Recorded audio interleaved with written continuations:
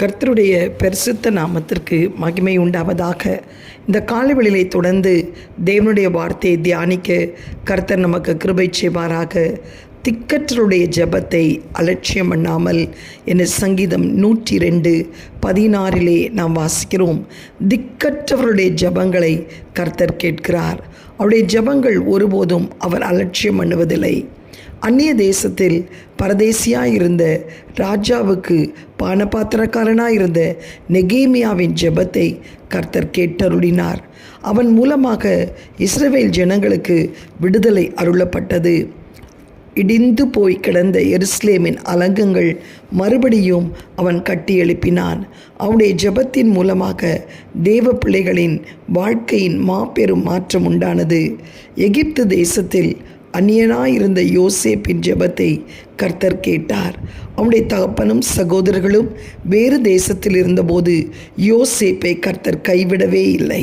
அவர் யோசேப்பை நினைவு கூர்ந்து அவனுக்கு கொடுத்த தரிசனங்களையும் அவனுடைய விண்ணப்பங்களையும் நினைத்தருளினார். தானியேல் பாபிலோன் தேசத்தில் அந்நியனாயிருந்தான். ஆனாலும் அவன் மேல் கர்த்தர் கிருபையாயிருந்தார். ஒரு நாளைக்கு 3 முறை தவறாமல் அவன் ஏறெடுத்த எல்லா ஜெபங்களையும் கேட்டருளினார். அன்பான தேவ பிள்ளையே, இன்று இந்த உலகத்தில் உங்களுக்கென்று யாருமில்லையே என்று எண்ணி அங்கலாய்க்கிற உங்கள் ஜெபத்தையும் அவர் கேட்டருளுகிறார்.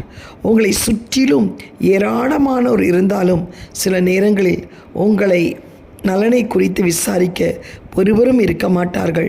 நீங்கள் புறக்கணிக்கப்பட்டது போல் உணர்ந்து கொண்டிருக்கலாம். சோர்ந்து போகாதீர்கள். உங்களுக்கென்று ஒரு நற்செய்தி உண்டு. ஏனெனில் உங்கள் ஜெபங்களுக்கெல்லாம் தேவன் பதிலளித்து விட்டார். அவர் உங்கள் ஜெபங்களை நினைத்தருளுகிறார். அவர் ஒருபோதும் உங்களை புறக்கணிப்பதில்லை.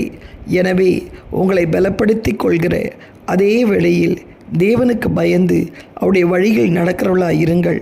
அவரை உங்களுடைய பலனாகவும் அடைக்கலமாகவும் கொள்ளுங்கள். தனிமை மற்றும் நெருக்கங்களின் பாதையில் உங்களை தாங்கி ஏந்தி சுமந்து தப்புவித்து அவதரிக்கிறவர் அவரே.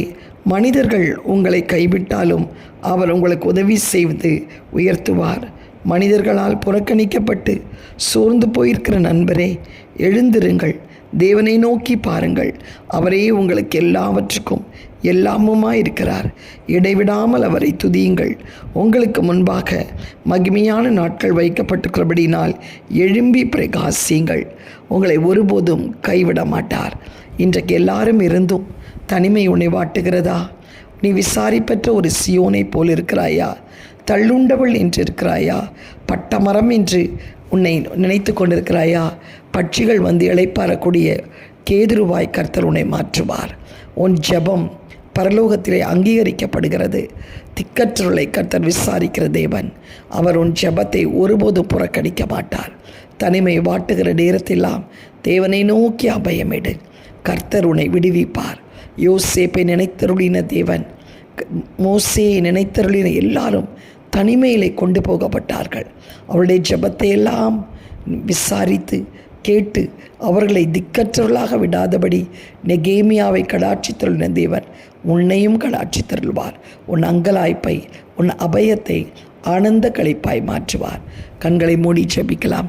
எங்களை அதிகமாய் நேசிக்கிற நல்ல தகப்பனே, இந்த காலை வேளையிலும் அப்பா திக்கற்றுடைய ஜெபத்தை கேட்கிற தேவனாக இருக்கிறீர். நாங்கள் திக்கற்ற ஒரு சூழ்நிலையில் இருக்கலாம். எல்லாரும் இருந்தும் ஒரு தனிமை எங்களை வாட்டலாம்.